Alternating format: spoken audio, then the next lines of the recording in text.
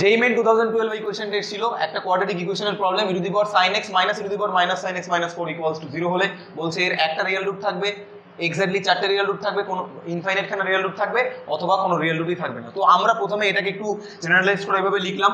এবারে e to the power sin x কে আমরা y ধরে নিলাম, তাহলে ইকুয়েশনটা কি দাঁড়াবে y minus 1/y minus 4 equals to 0। এটাকে যদি আমরা একটা কোয়াড্রেটিক ইকুয়েশনে কনভার্ট করি তাহলে পাবো y square minus 4y minus 1 equals to 0। Further ইকুয়েশনটাকে সলভ করলে আমরা পাবো 2 প্লাস মাইনাস রুট 5। এবারে y মানে কি, y মানে হলো e to the power sin x, e to the power sin x equals to 2 minus root 5। এটা কি হতে পারে? রুট 5 এর ভ্যালু 2 এর থেকে বড় হয়, 2 মাইনাস 2 এর থেকে বড় কোনো ভ্যালু, ভ্যালুটা অবশ্যই নেগেটিভ আসবে।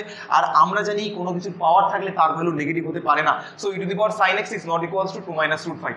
আর একটা অপশন কি পড়ে আছে, e to the power sin x equals to 2 plus root 5। যদি আমি বোথ সাইডে log e নেই, e to the power sin x equals to log base e 2 plus root 5, তাহলে এইটা কেটে গিয়ে শুধুমাত্র এখানে sin x পড়ে থাকবে।